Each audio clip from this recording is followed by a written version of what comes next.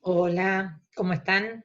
Bueno, seguimos con la segunda parte del video, o el segundo video correspondiente a la segunda parte de la clase. Bueno, quedaba como tema pendiente, quedaba el punto 3, que era ya adentrarnos en el conocimiento de los instrumentos como de conocimiento y evaluación, para que se utilizan en las prácticas de planificación, y que son dos, el análisis y el diagnóstico. Vamos a avanzar en este video, justamente, particularmente, cómo se hace un análisis en el marco de un proceso de planificación, ¿no?, dentro de un diagnóstico, y bueno, y en la próxima clase retomaremos esto y retomaremos justamente desarrollando más en profundidad la complejidad de realizar un diagnóstico. Bueno, vamos a salir de ahí. Y bueno, las primeras cuestiones que nos planteamos acá son, bueno, ¿cuáles son los instrumentos de conocimiento y evaluación? Y ustedes los van a analizar o los van a utilizar en el desarrollo del trabajo práctico. Básicamente, nos referimos a dos: el análisis urbano y el diagnóstico urbano. El análisis urbano se puede hacer por una necesidad específica de conocer algún estado de situación o problemática, o por formar parte de un diagnóstico. En la diapo, bueno, aparecen algunas preguntas cuyas respuestas estarán presentes en el desarrollo de la clase. Procedimientos, técnicas, aplicación de conceptos claves como estructura urbana, configuración, organización, procesos, contexto, entre otros, bueno, van a estar presentes para resignificar cuando trabajen en la práctica. Empezamos por definir análisis urbano como conocimiento y también como procedimiento para describir e interpretar críticamente un fenómeno o problemática urbana. Puede formar parte de una investigación o de un diagnóstico en un proceso de planificación. El alcance del análisis dependerá del objetivo, o sea, ¿para qué lo estoy haciendo?, del caso o problema a analizar, que nos dará el recorte o la profundidad del estudio, y también dependerá del posicionamiento ideológico de quien lo realice. Este es un extracto, acá en la diapo aparece un extracto de un análisis urbano realizado por una becaria, en ese momento estudiante de arquitectura, en el marco de un proyecto de investigación. Le interesó estudiar las transformaciones territoriales vinculadas al proceso de urbanización durante el periodo 2004-2014, sobre el periurbano de La Plata. En particular, observar la pérdida del cinturón hortícola de La Plata. El análisis se hizo con la técnica de fotolectura, a través de Google Earth. El procedimiento consistió en observar en un sector de estudio, que está acá delimitado en esta imagen, observar, bueno, cuáles eran los cambios en los usos y en la ocupación del suelo al inicio del periodo y al final del periodo, para ver, bueno, en qué medida se perdieron suelos productivos.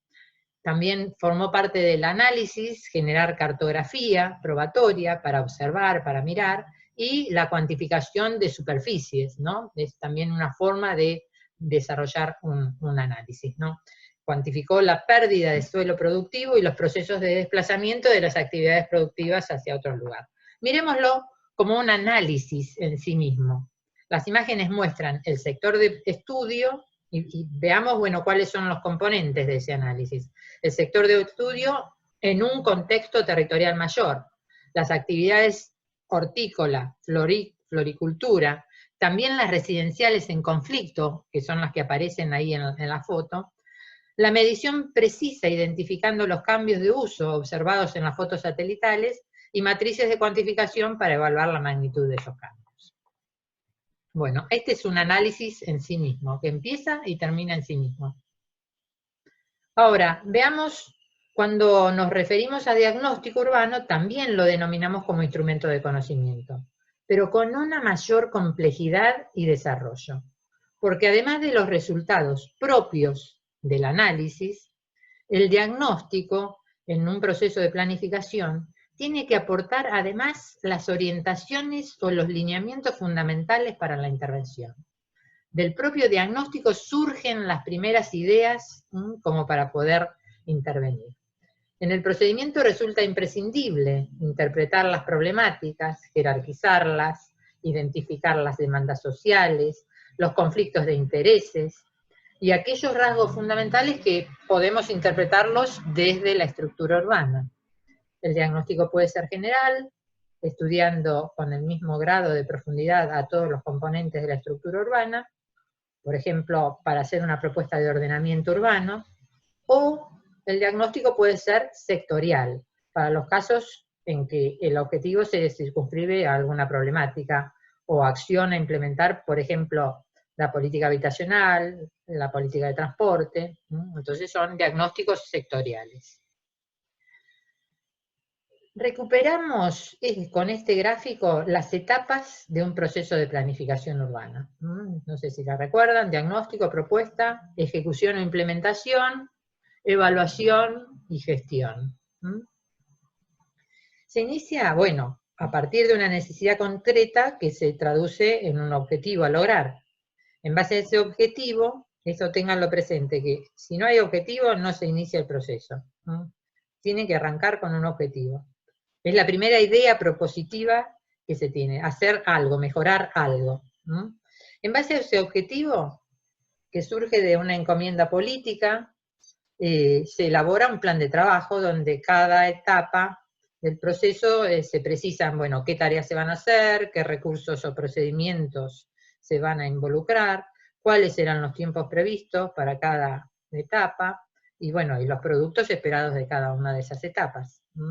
La primera etapa corresponde al diagnóstico, que se inicia con el análisis urbano y finaliza con los lineamientos. Eso es el esbozar, bueno, cuál es la salida, ¿no? A partir de esa problemática, bueno, hacia dónde habría que apuntar, ¿no? Son marco para desarrollar la segunda etapa, que es la etapa propositiva, que concluye con el diseño de planes, programas y proyectos, las cuales se ejecutan en una tercera etapa que se denomina implementación. En paralelo, bueno, se dan las instancias de gestión política y de evaluación, produciendo, bueno, los ajustes y la retroalimentación del proceso, ¿no? Se va controlando, se va evaluando, y bueno, las cuestiones se puede volver a profundizar el diagnóstico en la medida que no tengamos todos los elementos para hacer la propuesta, o la propuesta, cuando tiene dificultades en la implementación, vuelve a revisarse, y bueno, el proceso no es lineal, ¿no? Se va retroalimentando y se va mejorando y se va ajustando. El procedimiento para realizar el diagnóstico Kullock lo sintetiza haciendo mención a 4 momentos: descripción, explicación, valoración y proyección. Para realizar la descripción y la explicación, nos basamos en la construcción del modelo de estructura urbana. Se inicia con una primera fase de análisis y una de síntesis donde se expresa el modelo de estructura urbana. El tercer y cuarto momento del diagnóstico corresponde a la valoración y proyección, que lo veremos en la próxima clase. Retomando lo dicho respecto al análisis urbano como instrumento de conocimiento, ya vimos el análisis como parte de un proceso de investigación con el trabajo de Mariana Schwager. Con el caso del crecimiento urbano en el cinturón hortícola. Otros temas podrían estar referidos, bueno, como lo muestran las imágenes, a cuestiones sectoriales sobre transporte, patrimonio, vivienda, inundaciones. Son todos temas muy importantes y de interés como para analizar en distintos contextos. Pero también el análisis puede abordar una temática más integral del ordenamiento territorial en el marco de un proceso de planificación. Les voy a presentar las cuestiones más significativas a tener en cuenta para un análisis urbano como parte de un diagnóstico para realizar una propuesta de ordenamiento, y bueno, voy a mostrar algunas cuestiones referidas al caso de la ciudad de Capitán Sarmiento. El análisis, bueno, se inicia con la búsqueda de información primaria, denominamos aquella que construimos a través de relevamientos, entrevistas a actores o usuarios, o sea, la hacemos nosotros en contacto directo con la realidad. Información secundaria es aquella, bueno, que ya está elaborada por otras fuentes o autoría, son la bibliografía, o datos que pueden aparecer también en la bibliografía, en los documentos oficiales, en estadísticas o en artículos periodísticos. Lo importante es que la información sea pertinente y confiable. No todo lo que sale en Internet lo es. Hay que buscar sitios de organismos oficiales para la estadística, sitios de centros de investigación y universidades reconocidas, y preferentemente bibliografía del contexto local y regional, porque es la bibliografía más apropiada como para que nos sirva para tener conocimiento de nuestra realidad y de poder intervenir sobre ella. La segunda parte del análisis, ¿no?, que acá aparece marcada, corresponde al proceso de sistematización. Es cuando procesamos y volcamos la información en matrices, seleccionamos la información que realmente nos interesa o nos parece pertinente, la volcamos en matrices, cuadros, planos, a partir de los cuales empezamos a hacer las primeras lecturas de distintos aspectos de esa realidad. Procesos demográficos, crecimiento poblacional y económico, la distribución de los centros urbanos en el territorio, los servicios de infraestructura, etc.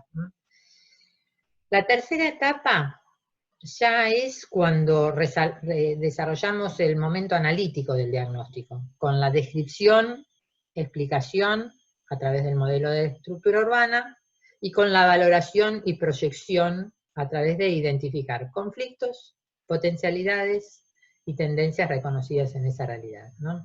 Esa es la parte central, es la parte donde se trabaja más en profundidad el análisis urbano, para después, en conjunto, confluir en el diagnóstico. Con este planteo de actividades involucradas podemos avanzar en las técnicas y métodos y recuperar el modelo conceptual de estructura urbana como guía del análisis urbano dentro de un diagnóstico. Entonces, recuerden la estructura, los dos subsistemas, los distintos subsistemas al interior de la configuración urbana y de la organización urbana, y bueno, y cuáles son los elementos y atributos que hay que analizar para tener una idea o adentrarnos integralmente en el conocimiento de esa realidad. Podemos empezar a buscar, información para describir, bueno, cómo se relaciona esa ciudad con el territorio aledaño o la región de pertenencia, reconocer desde una perspectiva histórica su proceso de origen y poblamiento, o los factores que determinaron su desarrollo. Siguiendo la guía, que significa justamente este esquema conceptual, podemos empezar por describir, bueno, los componentes de cada subsistema, por ejemplo, del medio natural, ver la geomorfología, los suelos, el clima, la flora, la fauna autóctona o la implantada, el sistema hídrico, seguir con el medio construido, y analizar los distintos componentes, y así sucesivamente. A partir de esa primera descripción, empezar a ver relaciones que explican, por ejemplo, por qué las relaciones entre los distintos subsistemas, ¿no? ¿Por qué, nos empezamos a preguntar por qué, por ejemplo, la población de bajos recursos se asienta en cercanías de arroyos? O nos explican a qué se debe la gran extensión del área urbanizada sin servicios básicos, o por qué se localizan en los grandes corredores viales los usos industriales. En la medida que tengamos un panorama, un conocimiento de todos estos aspectos, podemos hacer los enlaces y las relaciones que nos empiezan a explicar cómo depende una situación de otra, y bueno, y cuáles son los puntos que hay que tocar como para poder interpretar esa realidad, pero también para producir las transformaciones o apuntar a las transformaciones sobre esos aspectos. También se pueden reconocer, o tenemos que reconocer, bueno, cuál es el comportamiento de los actores relevantes, particularmente del Estado, a través de las políticas de desarrollo urbano y las normativas. Esto es fundamental, ver qué es lo que está pasando en ese lugar con respecto a las políticas o a las acciones que el Estado municipal o provincial están desarrollando, están implementando, o o las normativas que ya están en curso y bueno, están aplicadas y bueno, se cumplen o no se cumplen. A modo de ejemplo les voy a mostrar, bueno, en un trabajo realizado, como les había dicho, desde el Centro de Investigaciones Urbanas y Territoriales, para Capitán Sarmiento, una breve síntesis de algunos aspectos del análisis, ¿no?, realizado como parte del diagnóstico. En principio, describir la inserción de Capitán Sarmiento, de la ciudad, en el contexto territorial, teniendo en cuenta las distintas escalas. Fíjense acá la ubicación a escala metropolitana, la distancia, la cercanía, que hace que ya está dentro de un radio importante o interesante de accesibilidad a el centro de mayor magnitud y concentración del país, ¿no? También, bueno, se empieza a analizar, bueno, la ciudad también en relación a la estructuración del partido, de las áreas rurales, la conexión y la relación con otras pequeñas localidades que se dan ahí, con las características que tiene el medio natural, ¿no? Y bueno, y de alguna manera vamos empezando a ver desde el contexto, bueno, cuáles son las relaciones que se empiezan a dar, o cuáles son las explicaciones que nos dan el contexto en relación a las actividades que se desarrollan en la ciudad.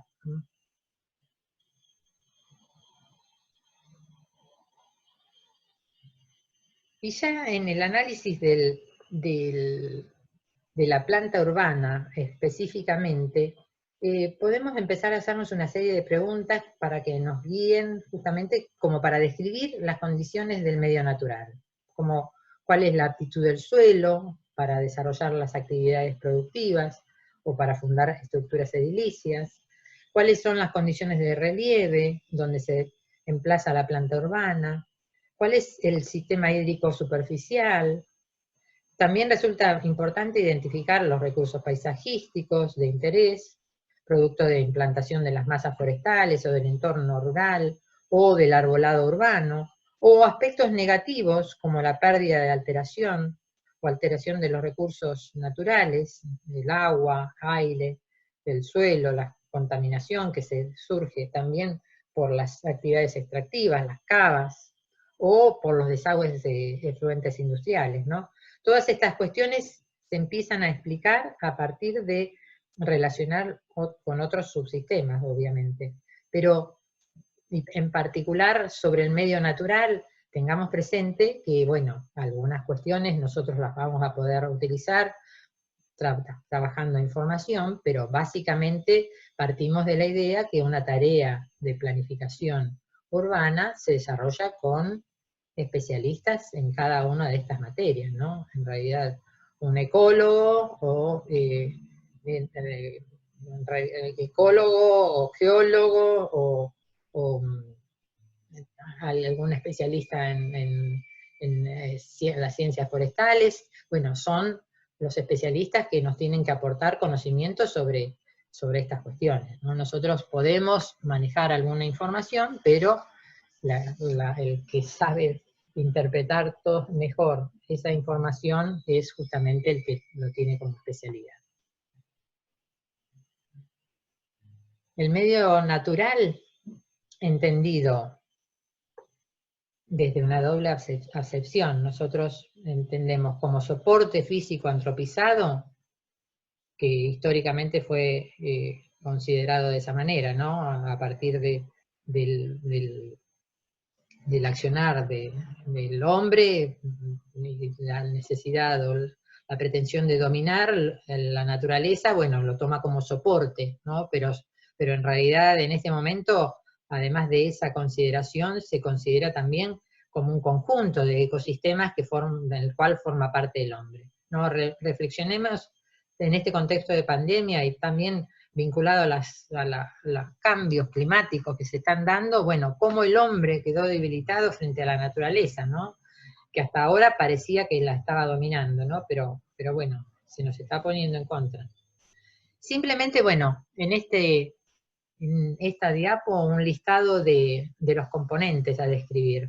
Obviamente depende de cada caso el énfasis que se pone en el análisis de cada componente y de los procesos. Por ejemplo, no es lo mismo una urbanización en llanura que sobre una ladera de un cerro.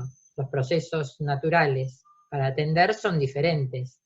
En un caso es más factible el anegamiento y la inundación en las planicies, y en el otro la erosión y el derrumbe, ¿no?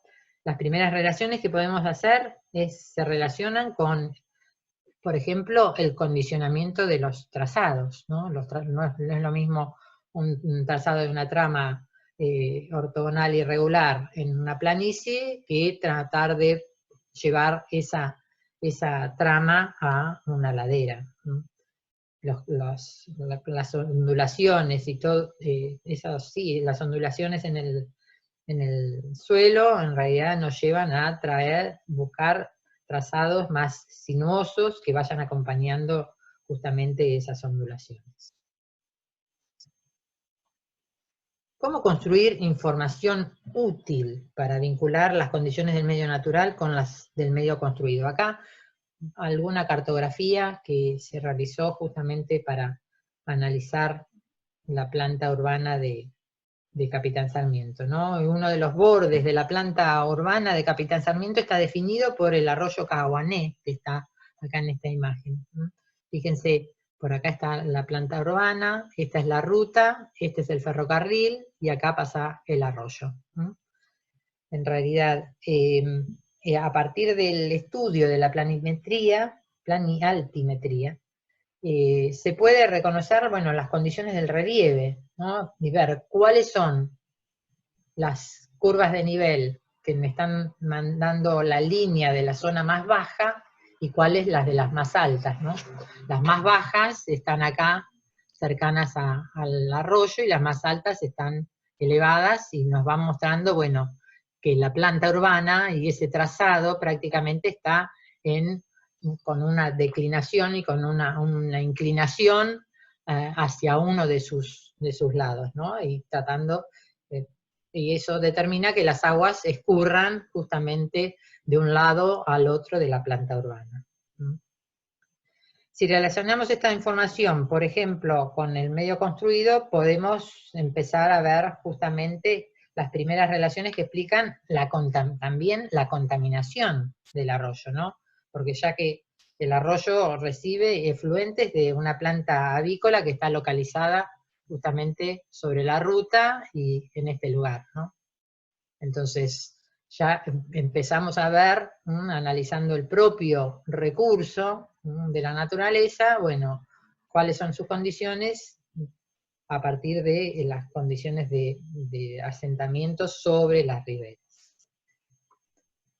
Pero bueno, este es un plano que se hace, que lo podemos hacer a partir de las cartas de IGM, que tienen los levantamientos planialtimétricos de prácticamente de todo el país.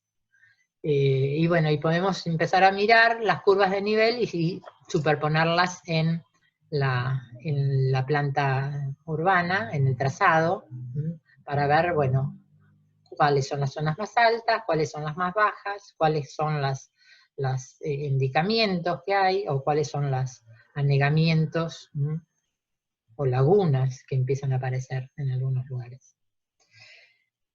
Otra información factible de construir, aparte de la técnica de la fotolectura, es la delimitación, a partir de la técnica de la fotolectura, es la delimitación de las masas forestales y del arbolado urbano. En este plano, además de la forestación, bueno, también están detalladas distintas condiciones del escurrimiento de las aguas a través de las zanjas. Fíjense cómo uno empieza a ver, bueno, por acá pasan las zanjas, lo que está en la traza celeste. Zanjones a cielo abierto. ¿Y dónde pasan? Pasan justamente donde están la traza del ferrocarril y la traza de la ruta, ¿no? Cuando se hacen las trazas de estas infraestructuras, se levanta el nivel del suelo y en realidad se producen encharcamientos. Las aguas no escurren libremente y bueno, y ahí hay que canalizarlas a través de esas zanjas a cielo abierto.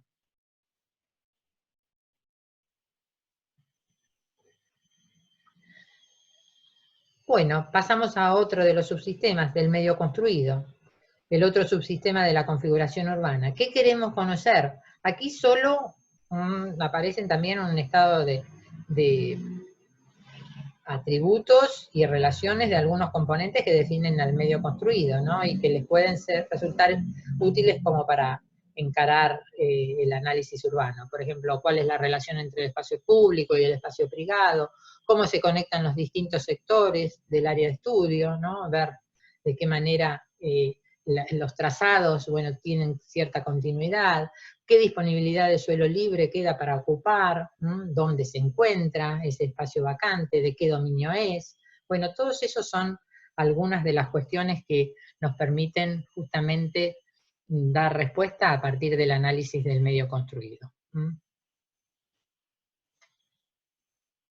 Los componentes básicos a analizar son la forma urbana. Este es un dato que en este momento, a partir de la aplicación de Google Earth, se puede acceder muy bien para reconocer los trazados, distintas características de la trama vial y del amanzanamiento. Las particularidades también de los tejidos en cuanto a intensidad o apertura, dada por la implantación de la edificación. También podemos registrar la morfología edilicia a través de la herramienta del Street View, en los casos que podemos hacerlo, ¿no? Podemos ver hasta cómo la edificación y qué características tiene en términos de morfotipología, ¿no? Edilicia. Si bien esto no reemplaza el trabajo de campo, las técnicas de fotolectura aportan toda una información de base muy importante, inclusive para reproducir y analizar las transformaciones en distintos cortes históricos, ¿no? Podemos ver, bueno, cómo crecen, hacia dónde crece la urbanización, o cómo se intensifica o se densifican los tejidos.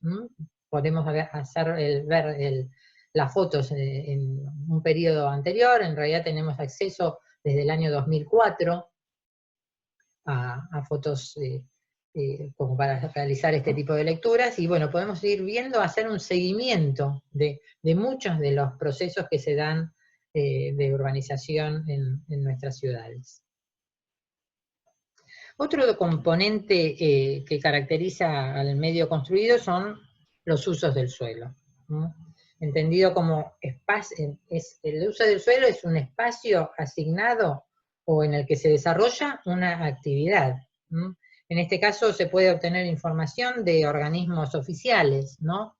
De educación, de salud, o de registros de habilitaciones municipales para el caso de los usos industriales y comerciales, e inclusive del registro municipal de construcciones residenciales para ver, bueno, desde qué origen o desde qué momento es la edificación o la obra. También se puede inferir el uso del suelo, en algunos casos a través de la fotolectura, tomando como parámetro, por ejemplo, la forma y magnitud de la edificación. Por ejemplo, las grandes naves industriales o depósitos, bueno, son fáciles de identificar.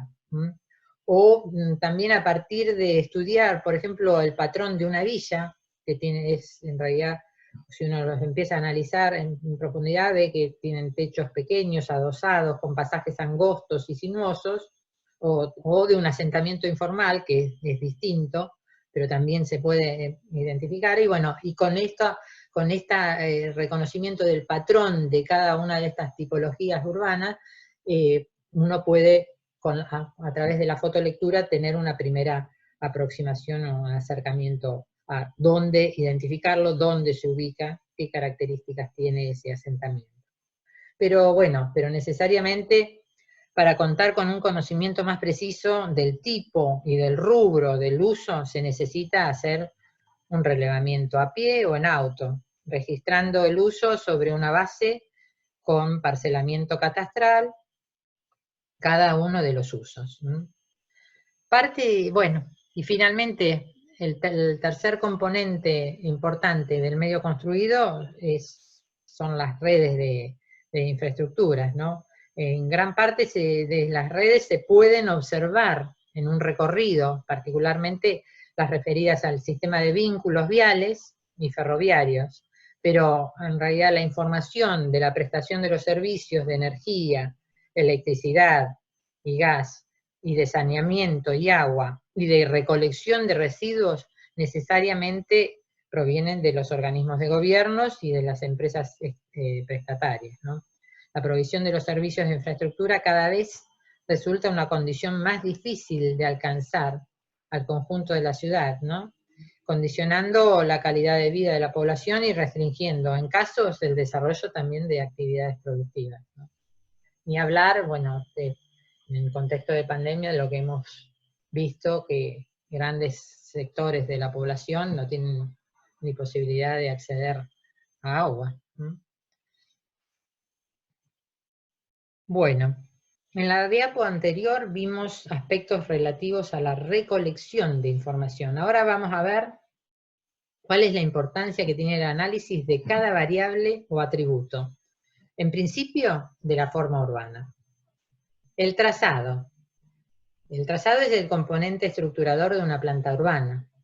Está definido por una serie de tramas relacionadas, trama vial, trama de manzanada, y según las características de su diseño se pueden reconocer una mayor diversidad de elementos, como en el caso de La Plata, con la trama vial jerarquizada de avenidas y diagonales, o la trama de espacios verdes, o además que agrega la trama de los edificios monumentales, la circunvalación. En realidad, el trazado de La Plata es un trazado con un diseño muy importante, de mucho desarrollo, y en realidad es un diseño muy significativo como para reconocer, ¿no? Hay trazados que son mucho más sencillos, es una trama, una cuadrícula y nada más, ¿no? Pero este tiene sus particularidades.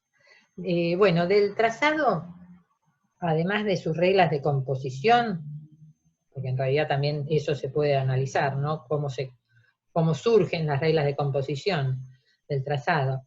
Nos interesa conocer, bueno, la relación resultante entre el espacio público y el espacio privado.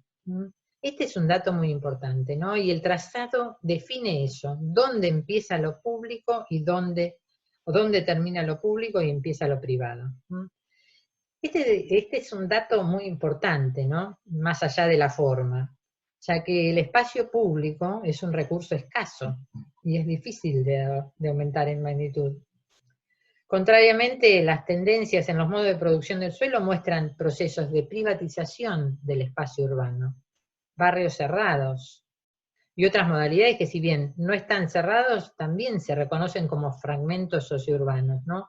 Algunos conjuntos de vivienda social construidas por el Estado, o los asentamientos y las villas, en realidad reducen o tienen otra situación particular en relación con el espacio libre, público y continuo. También, bueno, lo vemos en el trazado de las autopistas, ¿no? De si bien no están cerradas, el pago significa también una reducción de ese acceso público a ese espacio que, en definitiva, es público. Bueno, la otra cuestión es la subdivisión y el parcelamiento, ¿no? También es una variable o uno de los componentes del medio construido que es muy importante de analizar, sus características formales y dimensiones, o sea, la forma de la parcela y la dimensión, ¿no? Y también la otra cuestión importante de analizar es la delimitación de las parcelas en la manzana, ¿no? Ahí podemos reconocer los tres tipos básicos, ¿no?, que en realidad se analizan: el parcelamiento en H, el parcelamiento en X, o el parcelamiento en espina de pescado, que son las tres típicas formas de parcelar una manzana. La unidad, refiriéndonos a la unidad parcelaria, podemos ver que, bueno, que en la parcela se define el límite de la propiedad privada, ¿no? Y es una de las condicionantes principales del uso y la ocupación del suelo. Determinados usos, como por ejemplo los industriales o los comercios de gran y mediana escala, requieren parcelas grandes, de grandes superficies, ¿no? También, bueno, la proporción del frente y el fondo, sumada a la condición de superficie, condiciona también la ventilación y el asolamiento de las edificaciones, ¿no? Vuelvo a repetir, es bastante determinante la dimensión y forma de la parcela para bueno, determinadas condiciones de calidad en cuanto al asolamiento o de uso para determinadas actividades, ¿no? Otro aspecto que ya tiene más que ver con el paisaje urbano y calidad del espacio público, que está dado por la cantidad de frentes de lotes sobre una calle. Fíjense qué distinto es caminar en una calle que tiene distintos frentes, distintas propiedades, a tener una sola, un paredón, o caminar frente a un garage continuos. Bueno, eso también hace a las características que tienen y la cantidad de parcelamientos y diversidad de situaciones que nos plantea, de acuerdo a la cantidad de parcelas por cada calle, es un dato interesante, ¿no? Que uno le puede dar una jerarquización o más vitalidad a esa calle, ¿no? En la medida que exista esa adición de parcelas. Bueno, en realidad las tendencias que se están dando ahora con unidades residenciales en parcelas subdivididas en PH, o propiedad horizontal, en realidad están generando extensos muros ciegos que aportan muy baja calidad al espacio urbano de la periferia. Bueno, seguimos con el tercer componente, que sería el de la ocupación, en este caso la ocupación parcelaria. La ocupación parcelaria nos da idea de la capacidad que tiene el sector o la ciudad para albergar más población y actividades. Una parcela está ocupada cuando está edificada, cuando tiene un uso efectivo, cuando tiene una materialización de esa edificación o de ese uso del suelo que se hace efectivo y visible. En principio, bueno, podemos cuantificar la cantidad de lotes vacíos, que en general se denomina baldíos, ver dónde se ubican y qué características tienen como para promover su utilización, ¿no? Es importante saber de qué dominio son, si son públicos o son privados, ¿no? Este es un dato importantísimo a la hora de planificar o de prever por ahí alguna reestructuración del área o alguna posibilidad de hacer una intervención estructural, ¿no? Pero bueno, es un dato también que está bastante restringido en su comunicación.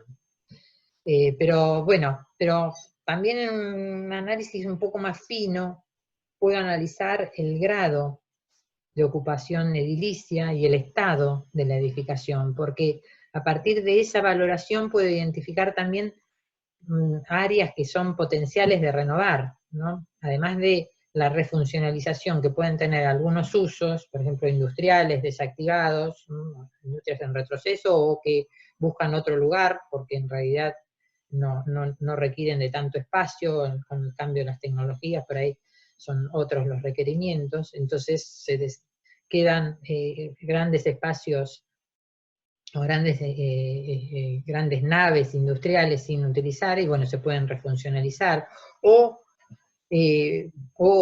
algunos equipamientos sociales también, pero bueno, por fuera de ello, la vivienda unifamiliar es la que se considera más factible de sustituir en un proceso de renovación urbana, más que un edificio, ¿no? Si yo tengo que ver en un lugar, pensar en una propuesta de renovación muy importante, en realidad si hay vivienda y si hay vivienda precaria, seguramente con el tiempo se pueda llegar a reconstruir o adaptar a la norma o aprovechar justamente esa condición que se le dé en la norma para potenciar su uso, ¿no? Si hay un edificio, evidentemente un edificio es mucho más difícil de sustituir, ¿no? Nunca podemos pensar en hacer una normativa donde hay toda una zona de edificios que las tienen, aunque hay en lugares y hay, he visto en México, hay manzanas enteras que han tirado vinculadas a procesos de renovación urbana con capitales internacionales que bueno, generaron una inversión, compraban edificios enteros en toda una manzana para hacer otras inversiones. Pero bueno, cuando hacemos este tipo de análisis más fino de la ocupación, en realidad nos referimos a evaluar el grado de dureza o resistencia al cambio, ¿no? Que está dado por la ocupación y el tejido urbano, ¿no? Ténganlo en cuenta. Uno cuando mira al tejido o cuando mira la ocupación, mira eso. Bueno, ¿qué posibilidades tengo yo de cambiar acá? Y no quedarme solamente con pensar, bueno, voy a expropiar para tirar todo abajo. No. Hay que ver, bueno, qué tendencias, qué oportunidades, cuál sería más factible, cuál sería más necesario, ¿no? De renovar. Bueno, finalmente, algunas palabras en relación al tejido urbano. Nos referimos, bueno, básicamente, cuando hablamos de retejido, nos referimos básicamente a la relación entre llenos y vacíos de edificación, que se da o que la podemos medir en una manzana, pero que también la tenemos que considerar extendida a una parte de ciudad, ¿no? Conforma en continuo el tejido con diversidad de manifestaciones, ¿no? A partir, bueno, de cómo se define o cómo se empieza a analizar el tejido, ¿no? Se hace a partir de la delimitación de una silueta de la ocupación, ¿no? Podemos, con la fotolectura, puede ser, o con algunas planchetas catastrales que ya están dibujadas, en principio podemos diferenciar 3 tipos básicos de tejido: el compacto, el semicompacto y el abierto, ¿no? También se define el carácter del tejido a partir de observar los retiros de la edificación en relación a los límites de las parcelas, ¿no? Y también en observar la tipología edilicia dominante, ¿no? Analizaremos, bueno, si la edificación se retira o no del frente, o de los laterales, ¿no? O del fondo, si es en altura, ¿no? O si conforma una placa o una torre, ¿no? Si son viviendas en hilera, o vivienda una detrás de la otra, ¿no? O si son todos dúplex, pues podemos empezar a analizar o a caracterizar de alguna manera más lo que es la micromorfología, ¿no? Del tejido, ¿no? El trazado tiene que ver con la macromorfología, la forma que tiene la ciudad en su conjunto. El tejido más nos lleva a la idea del detalle de la edificación, del detalle que me determina el parcelamiento, ¿no? El detalle que me determina las arquitecturas, ¿no? En general podemos decir que el compacto, el tejido compacto, y sin retiro se da en las áreas centrales, en cambio el abierto con retiros en la periferia, ¿no? Con distintas variantes que vamos a ver más adelante. Pero la combinación del tejido con la ocupación y el uso son los que definen el carácter de cada área.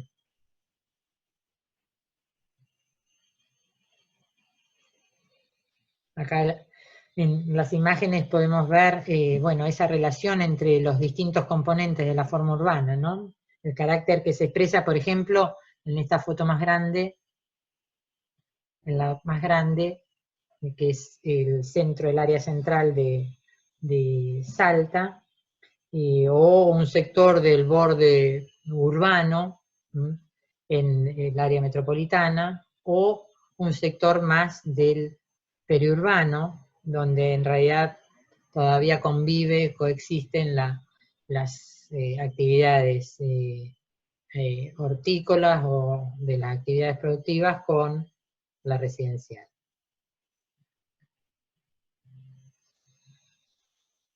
Bueno, en esta imagen podemos ver, por ejemplo, cómo se construye, o cómo se construye información sobre ocupación parcelaria, ¿no? A partir de un relevamiento a campo, o sea, yendo por las calles y viendo en cada parcela si hay edificación o no, o a través de la fotolectura, se vuelca en un plano que ya tiene la subdivisión, las parcelas, ¿no? Una subdivisión catastral oficial, el dato de parcela ocupada, ¿no? Con ese dato se pueden hacer cuantificaciones, como mencioné antes, de la oferta de parcelas vacantes, ¿no? Entonces se ve, hay tantas manzanas, tantas parcelas, esa cantidad, este es el caso de Capitán Sarmiento, 4.564 parcelas están ocupadas, es el 87%, y solo quedan 647 vacantes. Esto es un dato importante para tener en cuenta, ¿no? Porque en la medida que haya menos cantidad de parcelas vacantes, los precios, el valor aumentan, ¿no? Y entonces, en algunos lugares realmente se necesitan habilitar nuevas áreas con parcelas subdivididas para justamente equilibrar un poco más los valores del suelo en el mercado inmobiliario. Entonces es un dato muy importante.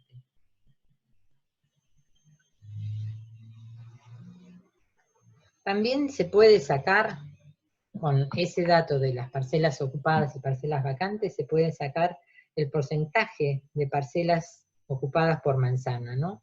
Para identificar las áreas de la planta urbana que ya están saturadas, fíjense, las que están 100% son las manzanas más oscuras, o sea, ahí alrededor de la estación ya no hay más ningún lote vacío.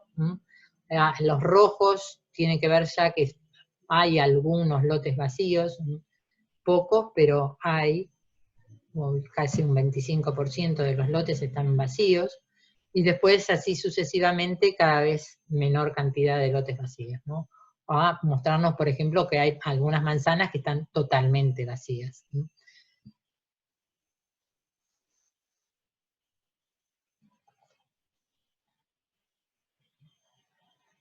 Bueno, acá estas imágenes como para tratar de volver al tema del tejido urbano y fijar algunos de los conceptos que traté de transmitirle anteriormente, ¿no?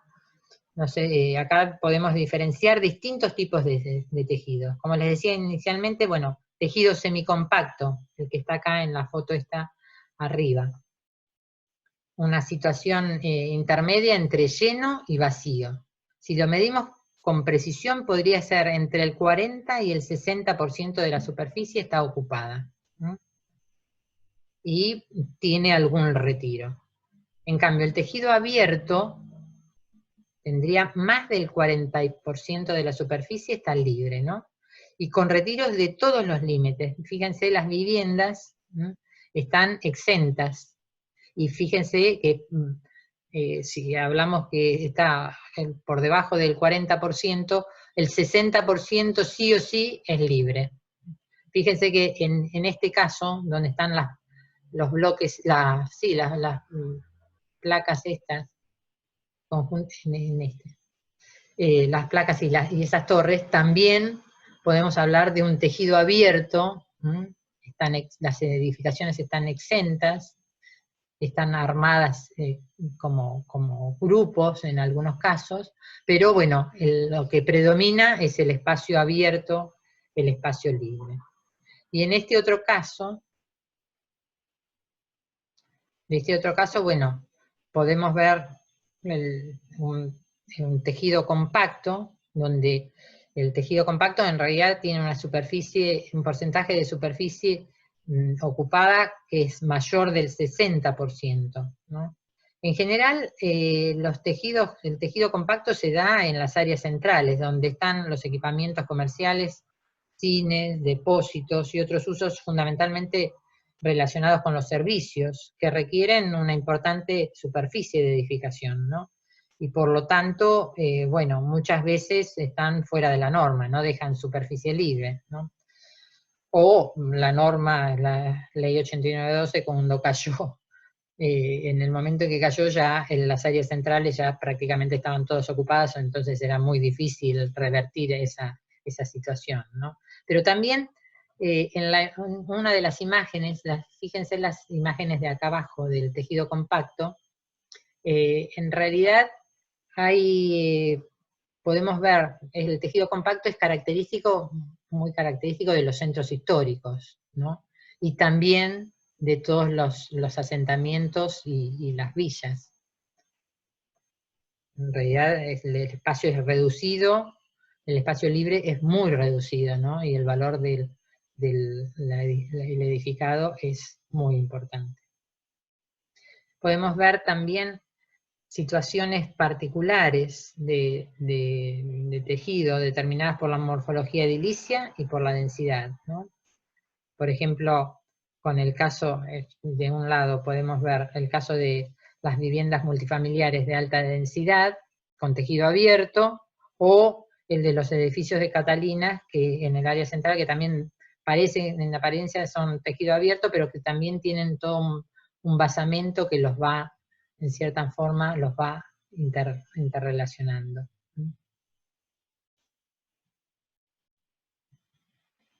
Como ya dije, también de un relevamiento in situ podemos obtener el dato del estado de conservación, ¿no? Y podemos relevar y anotar en cada parcela del recorrido, bueno, cuál es el estado de la construcción, en cuanto a las condiciones de estabilidad y calidad de los materiales, ¿no?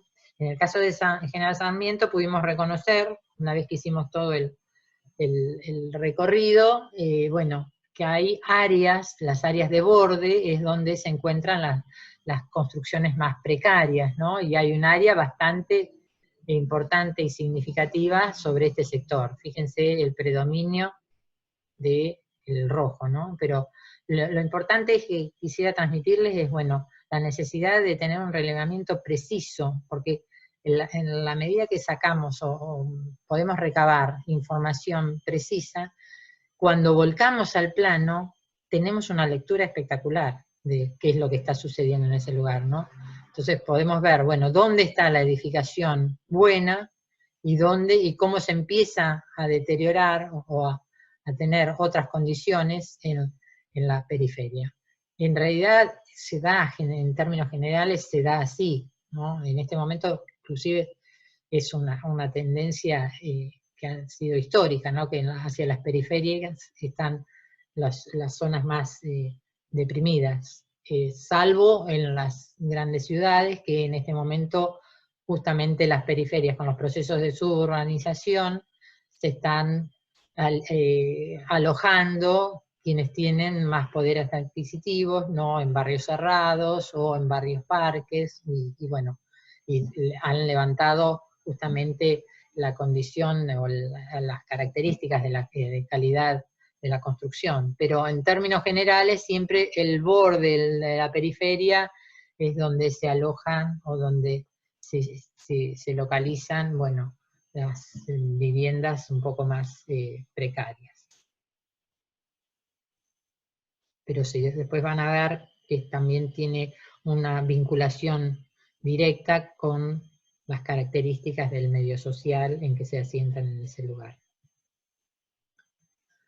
Bueno, ahora nos enfocamos sobre el análisis de los usos del suelo, ¿no? Y aquí podemos clasificarlos de distinta manera, de acuerdo al tipo de actividad, como productivas y reproductivas. En las productivas entrarían los usos vinculados al sector primario, agropecuario, en ciudades como las del interior de la provincia, pues aparecen los criaderos de animales, cultivos, o actividades extractivas, las cavas. También los del sector secundario, bueno, son las industrias, los talleres. En este sector es importante identificar la categoría y el grado de molestia que genera en el entorno, ¿no? No es lo mismo una panadería, que es una industria, a el taller de un tornero, ¿no? que nos va a perforar los oídos, o a una industria de elaboración de producción de pintura, es tremenda.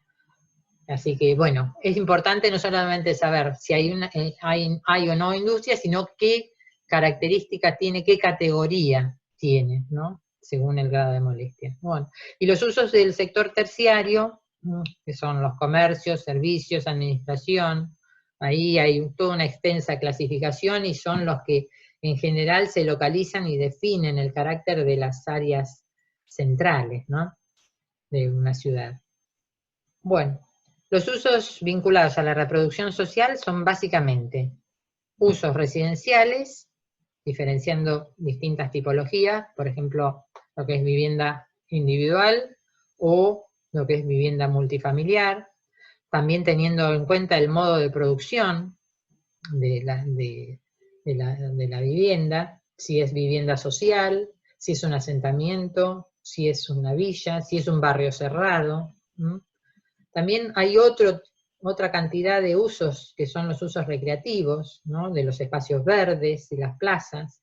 No todo lo que está libre es plaza, ¿no? Hay manzanas que están libres pero no son plazas. Para saber si son plazas hay que tener la documentación o el dato del municipio o del Estado, ¿no?, que nos diga, bueno, dónde están las plazas, ¿no?, porque muchas veces ni siquiera están materializadas. Después también otro de los usos vinculados a la reproducción social son la salud, la educación, diferenciando, bueno, si es pública o privado, y también por los niveles, ¿no? No es lo mismo una escuela o un jardín de infantes a una escuela secundaria o a un nivel universitario, ¿no? Y bueno, y hay una extensa lista de usos y rubros más, ¿no? Cuando se hace el relevamiento a nivel de parcela, se marca la parcela con el uso que se ve desde afuera, ¿no? Lo que uno ve, tampoco se puede meter adentro de cada parcela para hacer el relevamiento, pero, o el rubro que figura en el cartel, ¿no? Y bueno, y ya cuando uno va al estudio con todos los datos relevados, bueno, se ve, bueno, cuál es la clasificación que conviene hacer, ¿no? Y cómo empezar a reunir toda esa diversidad de usos que en ese momento no sabíamos dónde meterlo, bueno, después con tranquilidad y paciencia los vamos poniendo en caja y vamos clasificando y vamos determinando, bueno, cuáles son los colores y cómo esos colores después los empezamos a volcar de acuerdo al relevamiento en la parcela. En este plano, bueno, cada color, de acuerdo a un nomenclador técnico reconocido, corresponde a un uso o rubro de uso determinado en cada parcela. Nos da una idea de cómo se distribuyen los usos del suelo en la planta urbana y los sectores aledaños, y nos acerca al carácter que aporta cada área, a potenciales problemas que pueden generar, y fundamentalmente a tener una lectura de la lógica de localización que tiene cada uso en la ciudad. Esto es importante. No es casual que el uso industrial se ubique cercano a la ruta. No es casual que los usos comerciales se ubiquen juntos. En general no buscan estar aislados, buscan estar juntos y en un área central. No es casual que si hay una política concreta, que los espacios verdes estén distribuidos equitativamente. No es casual que lo que domine es la residencia. En la mayoría de los centros urbanos, el uso dominante es la residencia en sus distintos tipos. Bueno, mirando los colores podemos decir que el uso dominante es el residencial, como les decía, color amarillo, en el plano de Capitán Sarmiento, que los usos comerciales, los rojos, se agrupan en determinadas áreas de la ciudad, que las grandes superficies corresponden a usos industriales. Esto también es importante, ¿no? Recuerden la dimensión de los usos industriales, son grandes parcelas, grandes edificaciones. Corresponden a los colores violetas y se localizan cerca de la ruta. También podemos mirar cómo están distribuidas las escuelas, los espacios verdes, qué áreas de cobertura tienen, y así sucesivamente, pensando siempre en términos de uso, lo que genera a los otros usos, y también de accesibilidad, cómo se llega, porque hay usos que necesariamente tenemos que evaluar si tienen una buena accesibilidad o no. ya sea, por ejemplo, las industrias, la accesibilidad, para que poder traer a través del transporte los insumos o para poder llevar sus productos a los mercados de consumo. Entonces eso es como una clave. En general, vamos a ver más adelante, en principio se pueden ubicar en relación a las grandes vías de circulación ferroviaria o también las viales. A ver, vamos a ver en este otro planito desagregado, podemos analizar por capas los usos comerciales en la parte superior, comercio lo rojo y residencia lo amarillo, y en la parte superior, inferior, podemos ver, bueno, los usos industriales.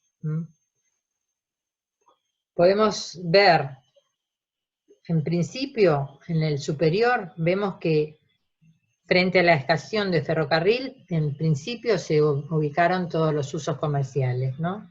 Pero que luego, cuando empieza a tener más importancia la red de la ruta 8 frente a las conexiones con el ferrocarril, se empiezan a producir justamente todos estos alineamientos comerciales en todo lo que es la calle de acceso.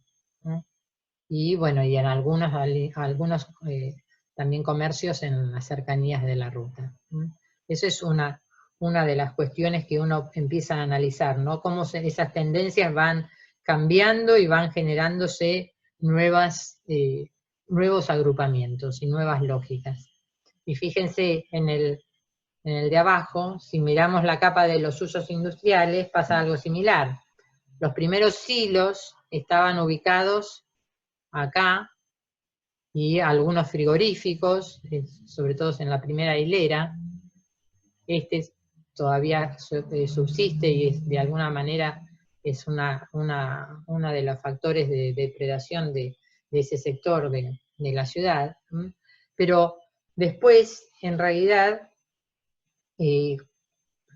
también se puede ver los talleres diseminados prácticamente por toda la planta urbana, mientras que los mayores emprendimientos, o los más grandes emprendimientos industriales y de servicio al agro, se localizan en las cercanías de la Ruta 8, ¿no? También podemos ver los criaderos de pollos y de cerdos, cómo se van ubicando, en este plano más grande lo podemos ver, se ubican en esta zona que es la zona más baja, más depreciada de la ciudad y del entorno, y ahí en realidad conjuntamente con la avícola son los factores de mayor contaminación de todo este sector, ¿no? y de depreciación.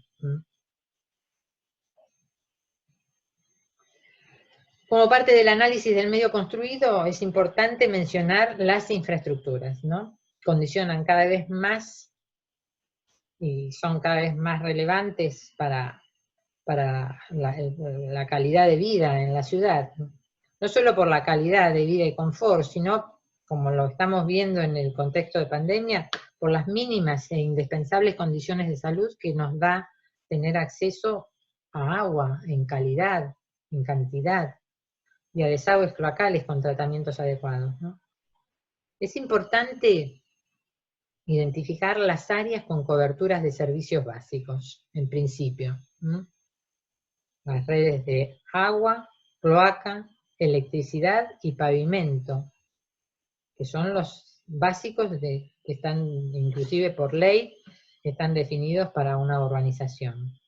Aunque en realidad ahora se suman otros que son imprescindibles, por ejemplo, telefonía celular, internet y gas, y también la prestación de otros servicios urbanos como recolección de residuos, alumbrado y limpieza, ¿no? Con el tiempo cada vez más son los servicios que podemos reconocerlos como indispensables. En este plano se muestra el área con cobertura de servicios, un área bastante importante, con red de agua, cloaca y pavimento en azul. Fíjense, lo más oscuro tiene los 4 servicios básicos que se dan por ley. y otra en torno a ella que le falta el pavimento, pero en líneas generales se puede ver que es importante también el grado de cobertura que tiene, ¿no?, por red.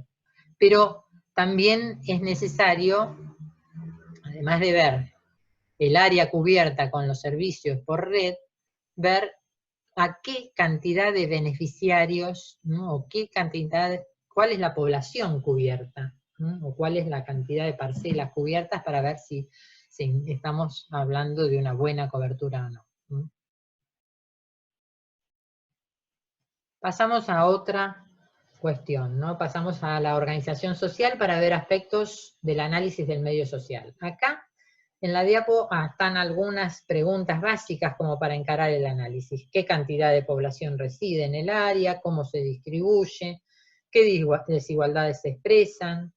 ¿Quiénes son los referentes sociales? ¿Quiénes son actores económicos o quiénes los representan? ¿Cómo se constata la presencia del Estado en el área? Y muchas más seguramente se van descubriendo a la medida que nos vamos metiendo en los distintos temas.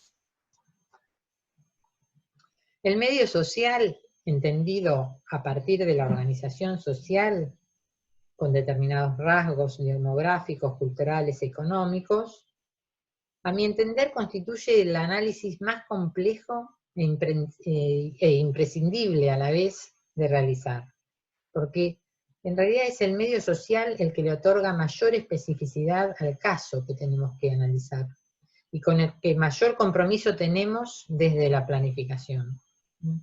Tenemos que trabajar en base a estadísticas, los aspectos demográficos, y particularmente su evolución, datos de composición poblacional. Cuando hablamos de composición poblacional, nos referimos a composición por sexo, por edad, por ocupación. En realidad es como que estamos haciendo como una radiografía de las distintas características y agrupamientos que se dan en la población. Pienso, por ejemplo, que qué importante es identificar en la ciudad, en ese contexto de pandemia, por ejemplo, dónde se distribuye el mayor porcentaje de población de adultos mayores, o en un contexto normal, donde uno tiene que programar, bueno, dónde poner los equipamientos, o dónde pensar en los equipamientos, o redistribuir los equipamientos, dónde se ubican las familias con niños, donde, bueno, están donde se tienen demandas de carencias de medios de transporte, para lo cual hay que proveer de servicios de transporte público o de determinadas condiciones como para asegurar la accesibilidad de determinados sectores que no queden excluidos, ¿no?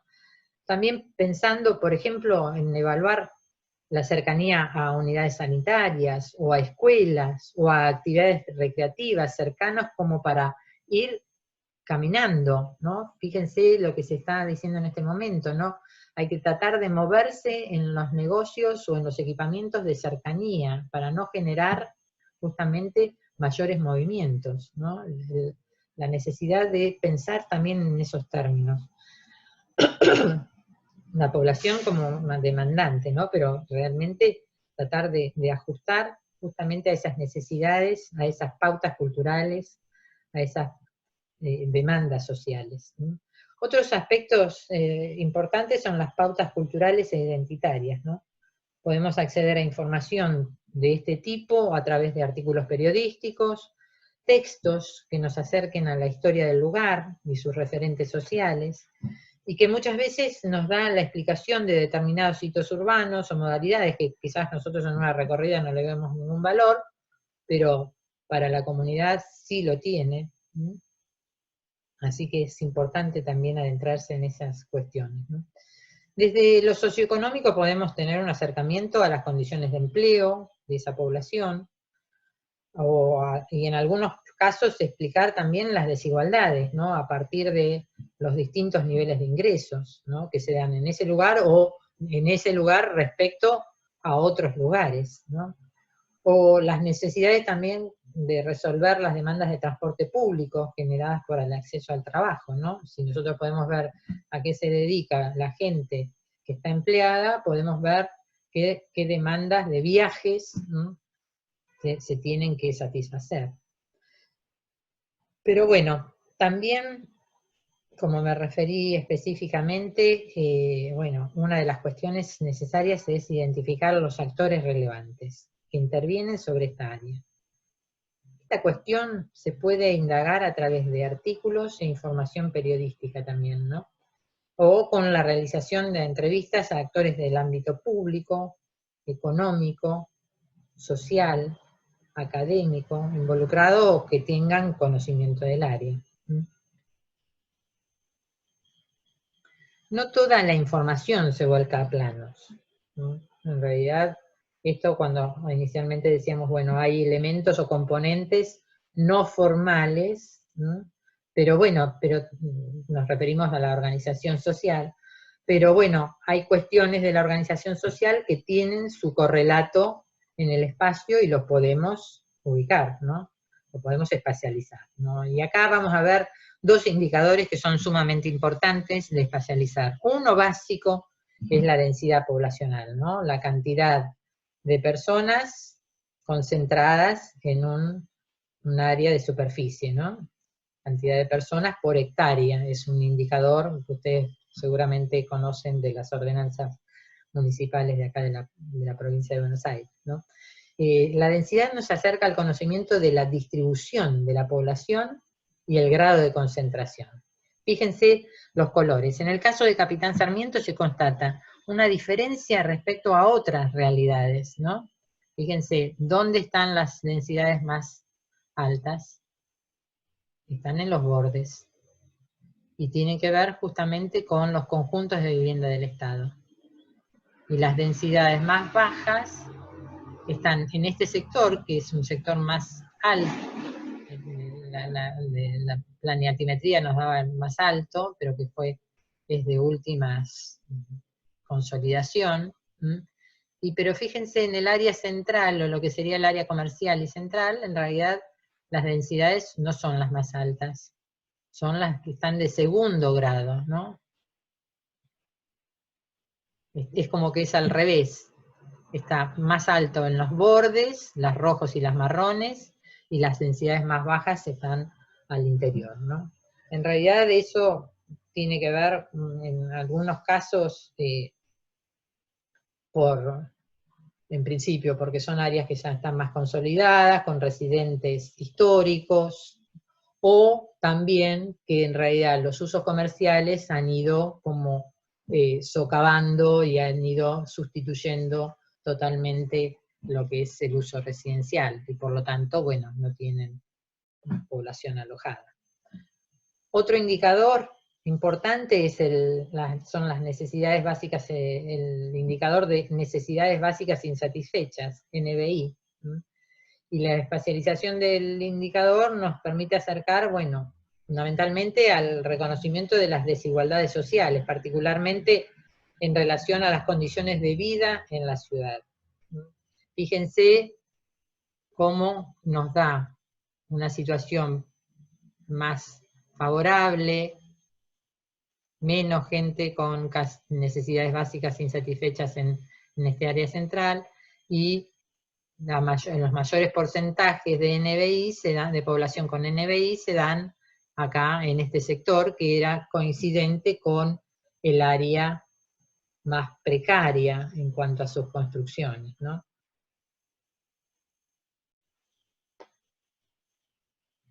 Podemos así ver dónde está la población con mayores carencias y cuestiones deficitarias en condiciones de vida, y en cierta forma, bueno, también podemos empezar a ver o a identificar o a corroborar algunos procesos de segregación social sobre ese sector, en el caso de Capitán Sarmiento, sobre ese sector, ¿no? Si realmente en realidad ya se conformó como un ámbito de segregación social.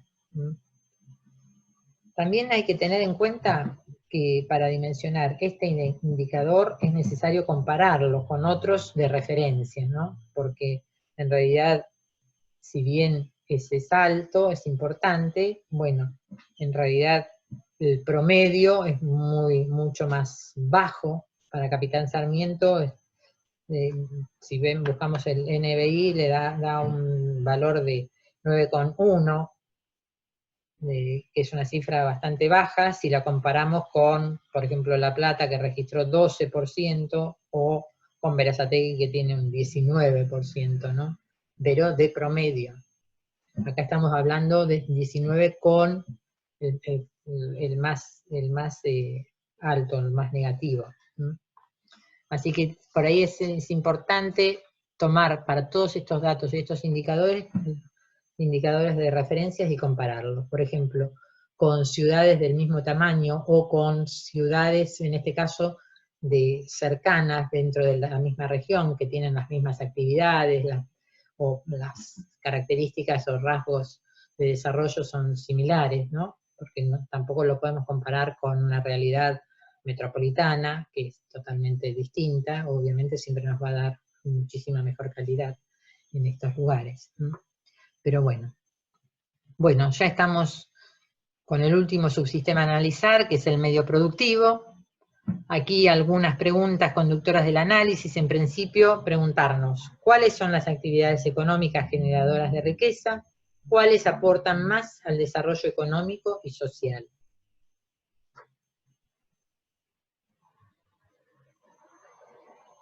Y otras, a ver. Pero bueno, en general las actividades económicas propias de las ciudades están cada vez más vinculadas al sector terciario, al comercio y a los servicios. Ni hablar acá en la ciudad de La Plata, ¿no? En realidad la ciudad de La Plata vive de la administración pública, vive de los comercios y vive de todos los servicios, también públicos y privados. Pero en algunas, bueno, y también el sector hortícola tiene un aporte importante, pero también algunas actividades del sector primario y secundario, ubicadas en la planta urbana o en el entorno rural, pueden tener un impacto muy importante en la economía local. Por ejemplo, en el caso de Capitán Sarmiento, el impacto es directo e indirecto. Directo a través de las actividades que se desarrollan en el campo y con la población, sus emprendedores, los emprendedores que viven o residen en la ciudad o consumen en la ciudad, o también de otras actividades que son prestadoras de servicio al agro, ¿no? Y son aquellas que se localizan fundamentalmente a la vera de la ruta. Entonces, el dinamismo que tenga el sector primario se transmite justamente al dinamismo o al desarrollo de la ciudad. Pero bueno, algunas, en este caso particular de Capitán Sarmiento, una de las cosas que nos asombró y que no lo pudimos cuantificar, pero sí algunas pruebas tuvimos, es que, bueno, si bien tenía una de las actividades fundamentales, son los hilos, las playas de camiones y, bueno, de servicios de la ruta, y, bueno, y otras, y, bueno, la procesadora de aves, que en realidad hacen todos alimentos y productos para los McDonald's. Una de las cuestiones significativas que hacen a la economía local tenía que ver o estaba vinculada con los talleres de costura que individualmente, casa a casa, generaban toda una producción de vaqueros, fundamentalmente vaqueros que mandaban al área, a la región metropolitana. Obviamente todo informal, pero bueno, era una actividad que en realidad gran parte de la población, a través de un emprendimiento individual, que es tener una o dos máquinas de costura, bueno, tienen talleres prácticamente en todas las manzanas de la ciudad.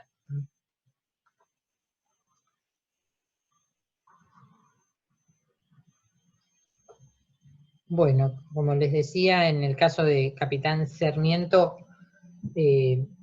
las actividades productivas son diversas. Bueno, acá simplemente una imagen volver a los usos, y los usos en realidad vincularlos o relacionarlos con las actividades, actividades del sector primario, secundario, terciario. El turismo también, el turismo de estancias también es una actividad productiva importante, y que muchos de estos centros rurales o ciudades que son de servicios rurales prestan para lo toman como una actividad interesante y potencialmente que sirve a sus desarrollos, ¿no? Ahora sí, para terminar, la imagen muestra un poco la secuencia del diagnóstico que se inicia en la etapa de análisis, con lo que estuvimos viendo hoy. En el diagnóstico hay una etapa de análisis, una de síntesis, con la construcción de estructura urbana, y de conclusiones, ¿no? Tratando de valorar o proyectar, o empezar a ver esos lineamientos, esas ideas que nos proyectan hacia una propuesta, ¿no? Hoy lo que estuvimos viendo en esta última clase, bueno, es ver cómo se analizan los distintos medios, medio natural, construido, social y productivo. Tenemos que ver cuáles son las interrelaciones, los procesos y los actores que podemos empezar a entender, y las redes de esas relaciones, y bueno, a partir de eso podemos empezar a definir, bueno, cuáles son los componentes y relaciones fundamentales que hacen a la estructura urbana. Y eso es lo que vamos a ver la próxima clase, en la clase 2, para continuar con el diagnóstico. Esta vuelvo a poner a la bibliografía. Como aclaro siempre, la clase expositiva tiene por objetivo presentarles a ustedes los temas del programa para esta unidad, articulando los contenidos de la bibliografía, ¿no? Que no aparecen todos los temas en todos lados, y bueno, y nos interesa no quedarnos con una sola mirada, sino tratar de que ustedes puedan articular el conjunto de miradas, ¿no? El propósito es que ustedes tengan una guía para profundizar el estudio con cada lectura en los textos, ¿no? Esto, lo que yo les planteo acá es un esbozo como para entrar a desarrollar los temas, ¿no? Espero, bueno, que les resulte útil para el trabajo práctico, y si tienen alguna duda o consulta, les pido que envíen un mail a la cátedra, y bueno, podemos organizar un encuentro virtual para tratar de revisar justamente esas dudas. Bueno, gracias por su atención, y bueno, que tengan todos un buen día.